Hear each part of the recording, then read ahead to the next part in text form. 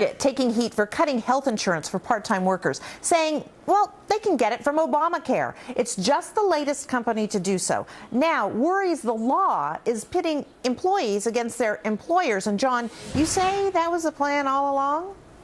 Yes, Doug, Charles Krauthammer is one of the first ones that brought this up. I have a lot of respect for Mr. Krauthammer. He's a smart guy. He's right, as he usually is. And there's a reason that you don't have a subsidy for a part-time worker. They wanted to go on the government rolls. The government wants to take over this health care exchanges, which, by the way, they're getting to. 35 of the 50 states have said we can't afford it. They're pushing it back to the federal government. The federal government had planned this all along to control this insurance market. It looks like they're getting their way.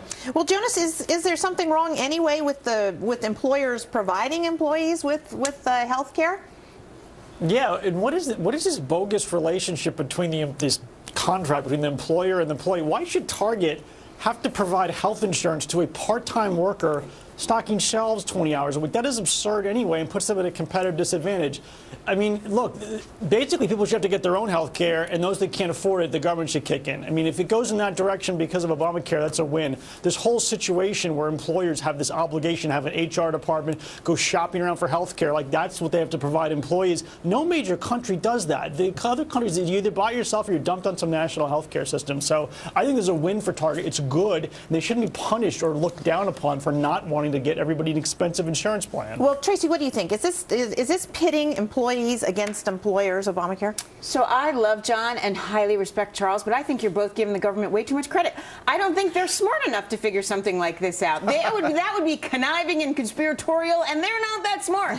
I think this is a complete unintended consequence. They screwed up from the get-go with this because, as we all know, Nancy Pelosi said it, nobody read the thing. No one knew stuff like this was going to happen, and here we are again. Every day we get a new revelation about how this thing is going to fall apart at the seams. All right, Mark, weigh in here.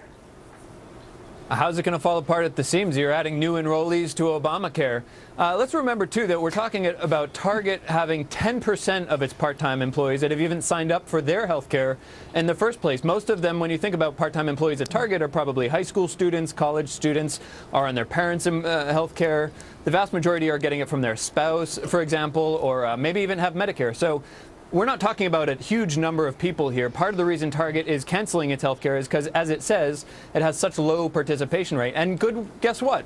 Good for America that those people that are getting bounced off their health insurance have a place where they can go get high-quality, affordable health insurance that, if they need it, is subsidized. And you know, this only in America, right? Okay. No, not only in America, in every industrialized country in the world. Mark said that they were getting more enrollees. Most of them already had insurance plans. Most of them are older people.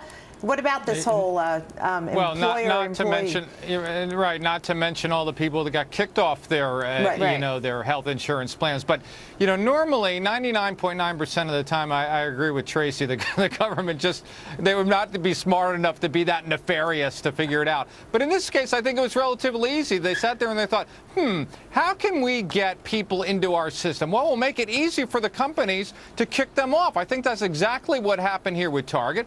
You know, basically they said it's 10% of our employees, we can wipe our hands and, you know, be done with them and they can go into the Obamacare. And, you know, I think that's more and more as that becomes, you know, Mark's dream, I suppose, is that more and more people come into that. And then these companies, you know, they get rid of health care. We eventually move to the single-payer system. Now, the fault with Mark's problem is Mark says, oh, my gosh, it's so great that they can go to the government. Yes, they could also do that in a free market if we had one in health care, which we don't. Okay, thanks, guys. Last word there. So before you say, I do, this may have you say, I don't. One state proposing to force couples to take pre-wedding classes. Talk about giving love a bad name.